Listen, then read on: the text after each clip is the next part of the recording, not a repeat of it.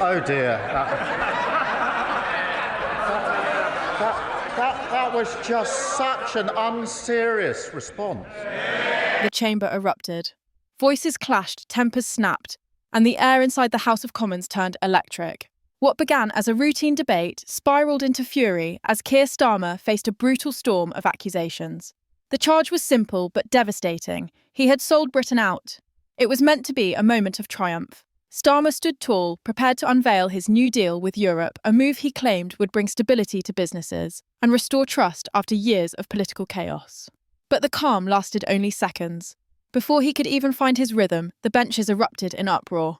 MPs leapt to their feet, shouting him down, accusing him of betrayal, surrender, and weakness. The atmosphere snapped like a wire pulled too tight. Suddenly, it was not just a debate, it was an explosion. The accusations came thick and fast. This was no bold agreement, critics shouted, but a surrender disguised as progress. On fishing, they tore into him, accusing Labour of giving away the very prize the EU had wanted most.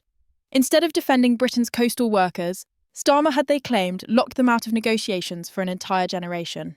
To them, it was not compromise, it was capitulation, and the chamber knew it. Every word landed like a hammer blow, each one cheered, jeered, and amplified in the roaring chaos of the Commons. Then came food and agriculture. One MP thundered that British farmers had been betrayed, bound to follow rules written in Brussels, without so much as a seat at the table. Farmers at home would pay more, they said, while competitors abroad gained the upper hand. Britain was no longer setting its own laws, it was paying to obey someone else's. The charge rang out again and again. This was not sovereignty, this was surrender. The fury spread like wildfire. MPs hurled accusations across the benches, the noise rising to fever pitch. Some called the deal nothing more than a publicity stunt, a headline grabber dressed up as policy. Others shouted that Britain now had less power than the Faroe Islands, tiny dots on the map, still able to negotiate their fishing rights annually. The comparison stung. Here was Britain, a nation of millions, signing away rights that even the smallest nations refused to surrender. Starmer tried to steady himself, insisting the deal would cut red tape, open new opportunities, and lower costs for families. He painted his critics as unserious, desperate to score cheap points, unwilling to see the bigger picture. But his words were swallowed by the roar of the Commons. Shouts of betrayal and sellout drowned him out. The Speaker pleaded for calm, but order was gone. This was not debate. This was combat. Energy became the next weapon.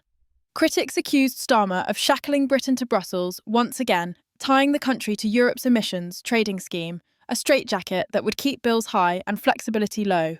Families, they warned, would pay the price. And worse, some claimed the deal risked unravelling trade progress, with India-Britain's future sacrificed for Europe's approval. The accusation landed hard, a blow designed to sting, to raise doubts about Starmer's judgment, his vision, and his loyalty to Britain's interests. And then came the sharpest cuts of all migration. Starmer had once ruled out youth mobility schemes. Now opponents accused him of sneaking them back under new names. How many would enter Britain? Would they bring families? What limits, if any, had been set?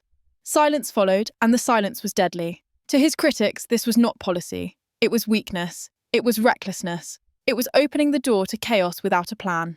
The chamber seethed, every accusation chipped away at Starmer's credibility. It wasn't just about policy now. It was about trust, about honesty, about whether Britain's leader was speaking straight with the public or hiding the truth. This was not a deal for Britain, one furious opponent spat across the chamber. This was a deal for Labour's headlines. The words lingered like smoke, impossible to ignore. And as the roars continued, the accusations grew darker still. Defence was raised, and with it came the claim that Britain was handing money to Europe for nothing in return. No guarantees, no real power, only promises of dialogue and consultation. For critics, it was pitiful. Here was a nation leading NATO, sending troops abroad, yet paying the EU simply to sit in the room. Why had this not been explained to the public? Why had costs been hidden?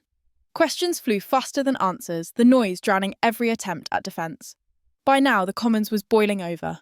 Starmer was painted not just as a leader, making flawed choices, but as a man willing to mislead, to disguise failure as victory, to sign away sovereignty for nothing more than applause. The benches shook with fury. Laughter, heckles, and jeers thundered through the chamber. And beneath it all, the suspicion grew heavier that the roar inside the chamber refused to fade. Starmer tried to rise above it, his voice straining to defend what he framed as a historic step forward. But the fury was relentless. This was no longer just about the fine print of a deal. It was about his credibility, his authority, and whether he could even be trusted to lead Britain. The attacks sharpened with every passing minute. Opponents hammered him on his own promises, dragging them out one by one. He had sworn Britain would not rejoin the single market. He had vowed there would be no new payments to Brussels. He had pledged that sovereignty would never again be sacrificed. And yet, standing at the dispatch box, he was accused of breaking each of those red lines. He said whatever it took to win power, one MP bellowed his voice, cutting through the chaos. And now he'll say whatever it takes to keep it. The words struck like a blade, piercing not just policy, but character. The Commons vibrated with fury. Each side shouted over the other, jeers colliding with applause, the Speaker's voice cracking as he tried in vain to restore calm. But order had long since vanished. The chamber had transformed into an arena, a battlefield where the stakes were nothing less than Britain's future. Outside the chamber, the headlines wrote themselves. Words like surrender, capitulation, and betrayal flashed across screens and news feeds.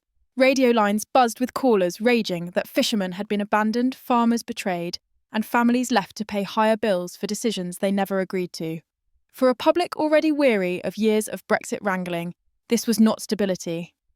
This was a nightmare repeated. The same chaos, the same broken promises, the same sense of being sold out. Only now it was Labour under fire. But the storm did not end there. Behind closed doors, Starmer faced something even more dangerous: rebellion from within his own party. Whispers spread through Labour ranks. Some MPs were deeply uneasy, others openly furious. A few even questioned if his strategy of compromise had gone too far, pulling Labour into treacherous waters. This is not what we campaigned for. One Labour MP was overheard muttering the frustration impossible to disguise. The cracks widened quickly. Party discipline wavered. Some MPs urged Starmer to stand firm, to insist the deal was pragmatic and necessary for recovery. But others warned the optics were catastrophic, the timing disastrous, the message confused. Starmer had promised strength and clarity, but now the story was one of weakness, division, and doubt. If his own party could not rally behind him, how could the public? The government sensed blood in the water. Ministers spread across airwaves and press briefings, twisting the knife with every soundbite. They painted Starmer as weak, divided, dishonest, a politician, desperate for headlines but blind to the costs. The attack line was brutal but simple. If he couldn't negotiate for Britain in opposition, how could he possibly lead Britain in government? It was a question designed to linger, to stick in the minds of voters long after the chaos in the Commons had subsided. And yet, for all the fury, deeper questions remained unanswered.